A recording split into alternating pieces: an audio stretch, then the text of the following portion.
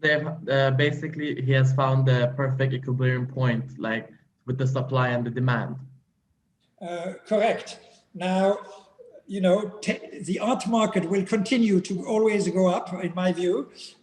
However, what will not always go up is taste evolves, you know, taste change. What we love now is not at all the same thing that was being loved 50 years ago. And I can guarantee you that 50 years from now, what the market will love most is not what we love most now. So taste constantly evolves. And that is, of course, an important factor that you cannot disregard. Yes, I agree. Thank you very much. Not at all. Ece, you have a question? Hello, thank you so much for the speech, by the way. My name is Sinan. I worked in auction house for a period of time. My question for you is that I have two questions for you. I'm currently working a thesis on how social media is evaluating changing contemporary art market. My first question is that, what will change in your future in the contemporary art market? What do you think about in the auctions especially?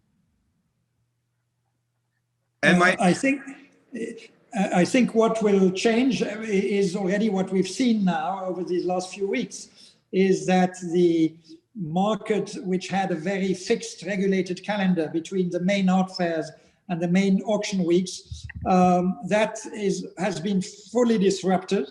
And I think we'll never get back to what it was before, and that we are going to move much more towards a constant market that is less seasonal, and that will happen throughout the year. I think that's a big change, and that will only amplify going forward. And my final question is that, as a student who's about to graduate in arts and culture management program, what do you suggest for me as a student who's going to work in the art industry, like in the auctions especially? What suggestions do you have? I think to do exactly what you're doing now, it's to work in an auction house or to work in a gallery, because the art market is nothing replaces the experience. You know, when you are working, for instance, for one of the big auction houses, each season you see hundreds of artworks that go through, you know, through the auction house. And just by witnessing all of that, automatically you learn a lot, and you learn much, much faster than if you were trying to accumulate that knowledge in a theoretical way. So for me, the best advice is practice, practice, practice. Thank you so much for your time. Okay, next question.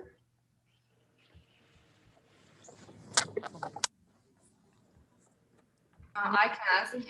Okay. It's how are you going? Oh, you want to suggest? Özge first. Okay, I also have two questions, if you pardon me. I read that you actually studied Japanese art and you were an artist. So you mentioned artistic interest and artistic merit was very important to be successful in the art market.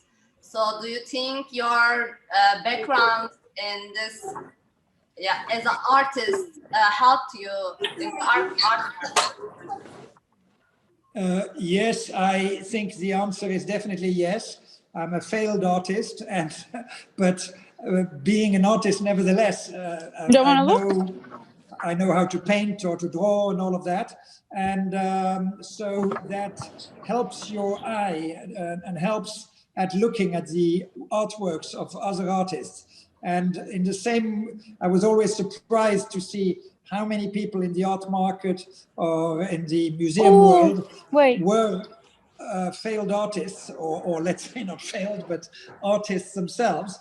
And I found that in the music business, it's exactly the same. A lot of the top managers or top people working for the music labels, in fact, were all part of rock bands or something in the past. It's a reproduction. It's not the real painting, but it's really pretty. Sorry? And that's Keith Haring. Nobody's in reproduction. That's a Keith Haring. I think someone else. I hear a lot of voices now. There's a lot of Miro reproductions here. Wait, that's so funny. Look, it's like Miro, Miro. This gallery I love. Whatever this is right down my alley. Okay, could you please mute your microphone? Okay, for my next question, I want to ask you, like, I also read that you have like lots of art collection, artworks by from Rembrandt to Godzilla figurines. So what's your favorite, or like what's your most valuable possession in that sense? Yes, first of all, I am sorry to disappoint you. I do not own any work by Rembrandt. I wish. Somehow, many years ago, somewhere in an article, it appeared that I owned Rembrandt, and since then, this has stuck with me. Sadly, as I say, no Rembrandt work has stuck with me, but that the rumor that I own one has stuck with me. So I'm sorry to disappoint you. Now, what was the rest of the question? Sorry, you have a very various collection, like maybe not Rembrandt, but from very highly, I don't know, talked about artists, and but also like some figurines with Godzillas or some stuff like that. Yes. So what's your most valuable possession in that sense? Oh, I see. Yes, I like collecting what I call high and low. So some of the artworks, you know, maybe don't even qualify as artworks and cost very little. And some other artworks, you know, are more expensive and represent something in terms of their value, financial value. So, but I like mixing and doing unexpected juxtapositions, and that's what I find is fun. But as we all know, the financial value is only one aspect of measuring the interest and the value of an artwork. And it is definitely not the sole criterion, and it should in no way be the sole criterion to judge an artwork. It certainly is not my criterion to judge an artwork. Yeah, most dearest to your heart in that sense. Yes, you know, it's bizarre, but while I do a very materialistic profession, I'm quite detached from material things because I realize that, you know, whatever we own, whatever we buy, you know, we won't be able to take it with us when we go. And I will never forget this Japanese collector who in 1990 bought the two most expensive paintings in the world, Van Gogh, the Dr. Gachet, and Renoir, the Moulin de la Galette. He paid $82 million the first night, $78 million the next night. Excuse me. And when the journalists interviewed him and said, what are you going to do with these works? He said, well, when I die, I will have them burnt with me. And everybody was shocked and said, how awful, how can you say such a horrible thing? Well, meanwhile, the gentleman is sadly no longer amongst us. However, these two artworks have not been burnt, luckily. And he subsequently said, these journalists simply don't have a sense of humor. So to answer your question, you know, for many years, I had never sold an artwork belonging to me. And then when I needed to put some money into Philips, I had no other choice than selling some artworks. First, I was traumatized by the idea that I had to do that. And some of these works ended up in great collections. And I'm very happy that they ended up in those collections. And I feel that I was privileged to be the guardians of these works for a time. And in any case, even in the best scenario, even if we own something until we pass away, we are only temporary guardians of these works. So sorry to give you a non-materialistic answer to a materialistic question. No. I was also like asking it without the materialistic view, because like, of course we own many things, but the things that we hold dear to us may be the less valuable things that we own. That is true. Yes, that is very true. Things that we have always been with us and that may not have an intrinsic market value. I believe in energy. I believe in energy of people that when we are with some people, we are either very, very attracted to them, or it can also happen the other way. Same thing with art objects. I believe that art objects have an inner energy in themselves. And I'm always amazed by situations when an art object ends up in a collection, and sometimes I feel it's the art object that chooses a collector and not the other way around. Thank you for your answer. Okay, so the next question, there are I think two more people, maybe Gamze. Okay, what is the next question holder? If you don't ask questions, I think I saw two questions. Yeah, no questions. Okay. Badenur, you have? Yeah. Yeah, okay. Badenur, you can, yeah, okay.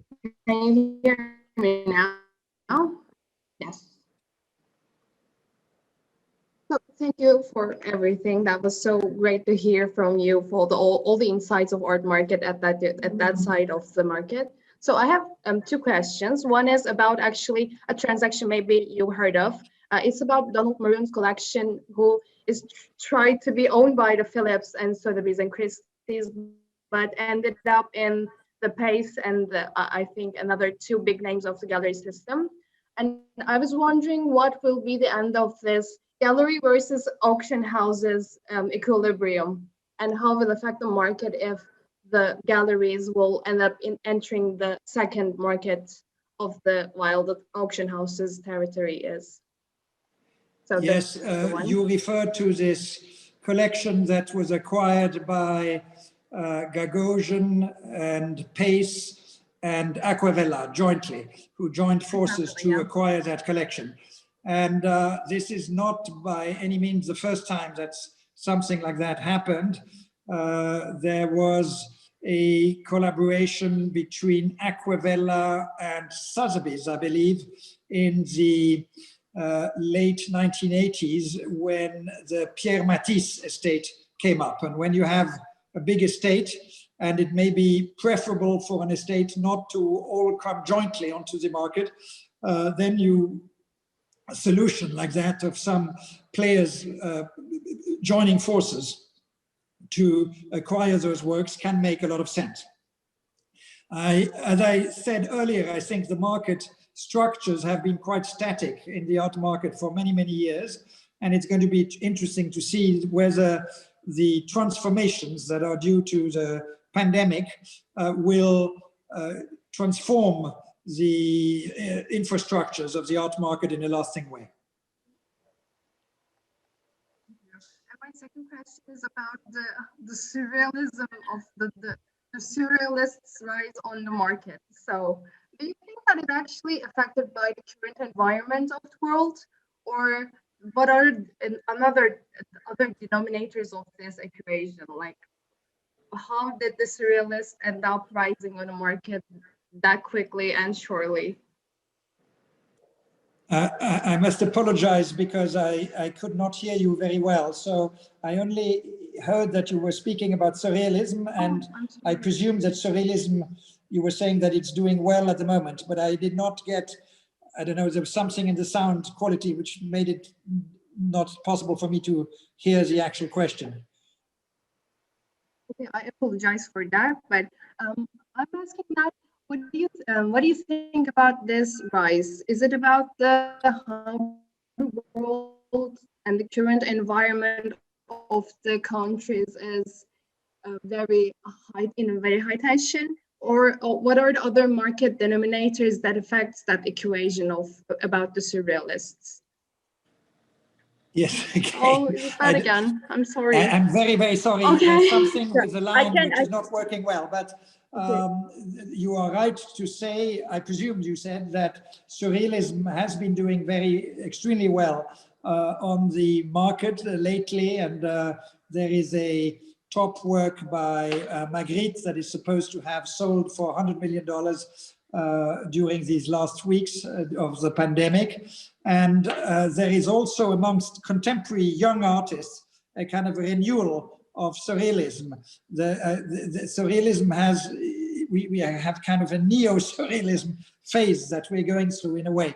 I'm fascinated by seeing it in the work of many emerging young artists. So now, whether that relates to the very particular political environment we are facing in the world these days, particularly over the last three to 5 years, whether it's linked to that, and if you then think what was happening, during the heydays of surrealism in the world, so maybe there is a link to that. Yes, I think there is always a link to what is happening in the world at large and what is happening specifically in the art world.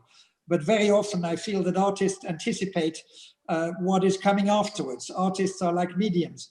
They see the future. So the great artists prefigure what is going to happen subsequently. So sometimes we see the message in the work of the artists.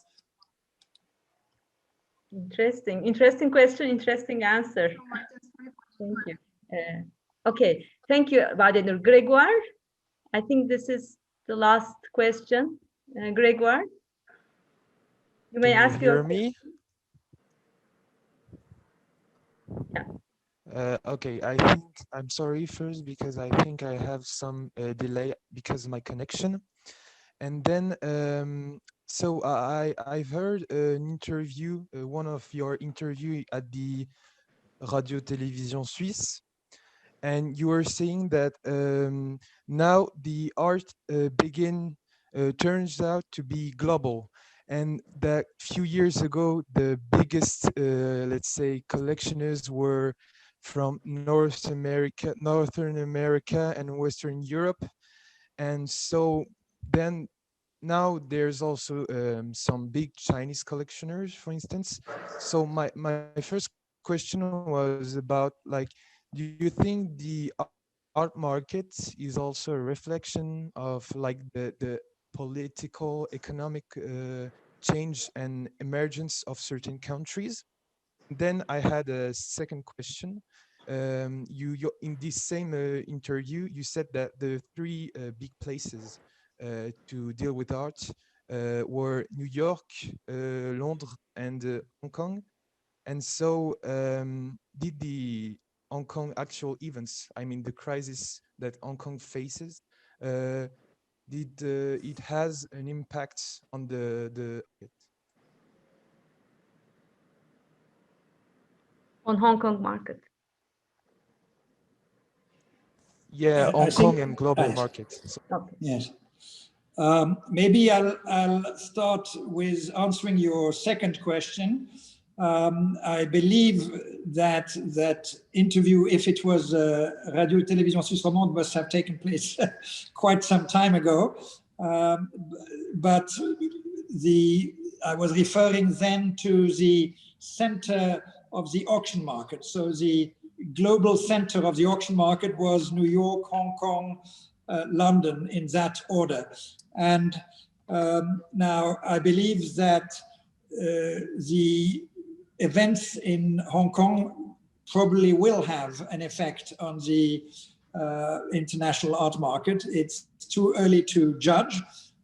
One will need to see, when Art Basel goes back to Hong Kong.